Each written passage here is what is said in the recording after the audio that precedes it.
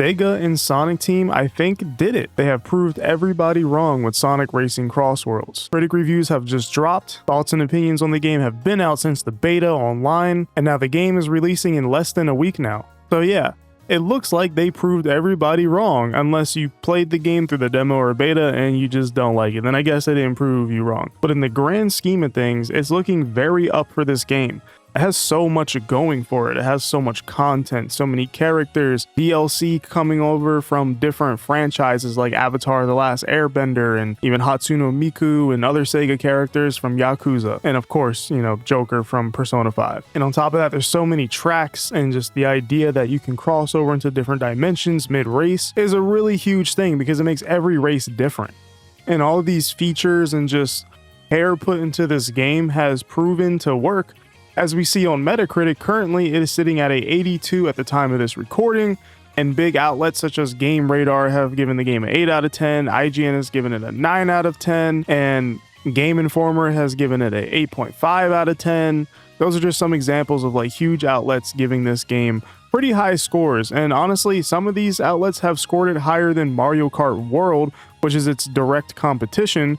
And I know that may sound funny to some people because it's Mario Kart, but truly, this game is trying to compete with Mario Kart, and it would be not true to act like that isn't the case when they literally released a commercial egging on Mario Kart and censoring the gameplay footage of Mario Kart and saying, don't worry about playing that kart racer, play ours instead.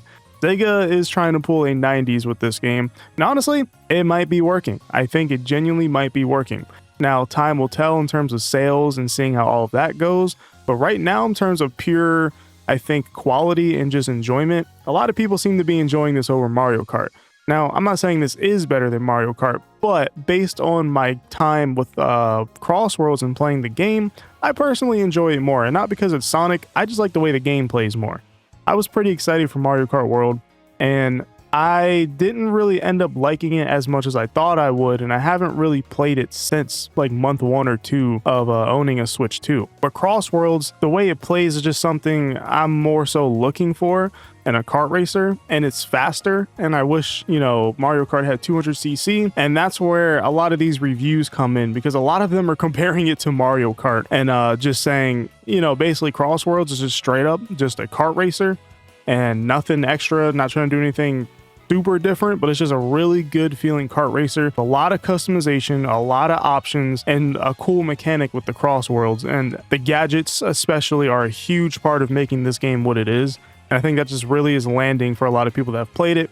And the last beta that happened recently has had a lot of people talking, and there was a lot of people on Steam. I think the game peaked around like 30,000 players during the beta, at least on Steam, and that's just Steam because it's crossplay too. So people were playing on Switch 2 and playing on PlayStation and Xbox, I believe, all at the same time.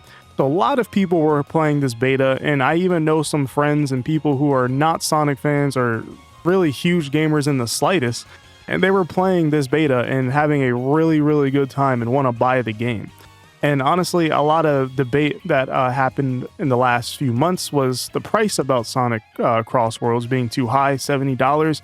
I agree, it's still too much. However, the game's that good, I think people will look past it, and I think overall it's going to sell well based on these impressions, despite it being $70. And I don't really see anybody talking about it being $70 as a negative anymore. So I think the game may be out of the trenches.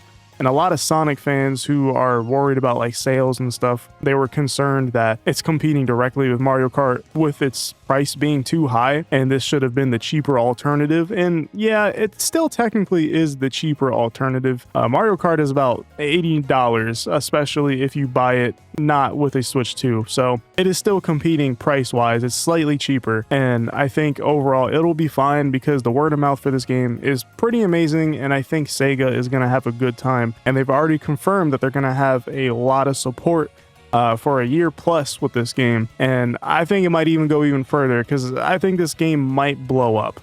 I myself streamed this most recent beta, and I had even more fun than I did the first time because, for one, Extreme Gear is in the game. I'm a huge Sonic Riders fan. I grew up, you know, in the 2000s and 2010s playing Sonic Riders, so it's like that is literally just for me, even though it doesn't feel like Sonic Riders exactly. But hey, it's close enough for me to, you know, only want to use extreme gear. And that really made the beta for me. I had so much fun, and I discovered like tech and like a gadget setup that I could basically just kind of keep boosting forever. It was kind of a cool setup I had going on. Wasn't really broken by any means, but I don't know. It was just really cool that I was able to do something like that.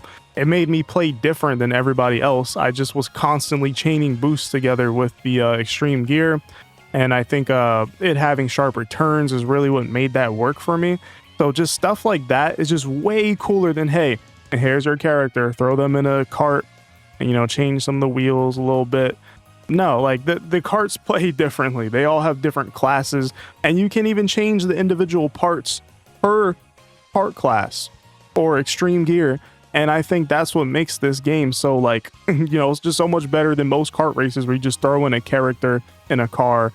Or in Mario Kart World, you can't even actually customize the carts, which I'm not mad about that. I'm not saying that's like some huge W over Mario Kart. But I'm just saying the way they do it in this game, I think is just more special than I've seen in other racing games. I think CrossWorlds has an absolute win.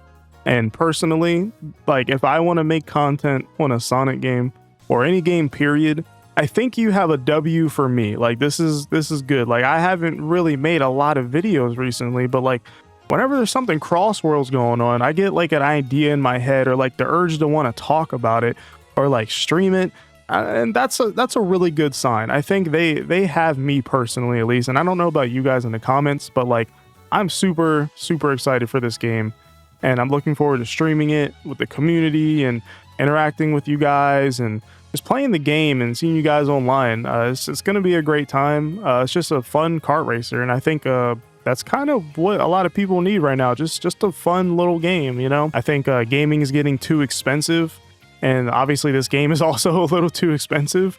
But hey, if you're going to buy something that lasts you a long time and you can keep playing for quite a while.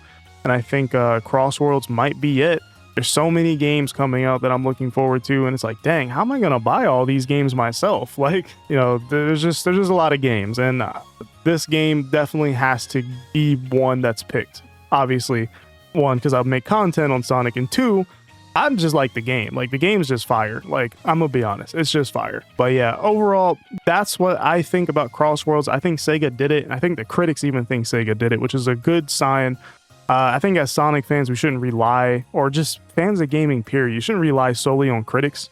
You should look at like what critics say, YouTubers say, and like what actual people are saying that aren't like in a position of critiquing. They're just saying their thoughts and opinions normally online, and then gather your own thoughts if it's something you'd be interested in. And or try the game yourself if possible and make your own opinion. But it is good to see that people like it. I think everybody wants their thing that they want to like to have everyone else like it as well. I think that's normal. There's nothing wrong with that. So it's good to see games you like get good reviews. So, or games you want to like, but keep it, you know, not toxic, keep it positive and all that. But yeah, those are my thoughts and those are my opinions, and that's what's going on. And I think this game really has it. And if you guys enjoyed this video, hit the like button and subscribe, and God bless. Have a good day, and I'll see you guys in the next one. Well, whatever happens, happens.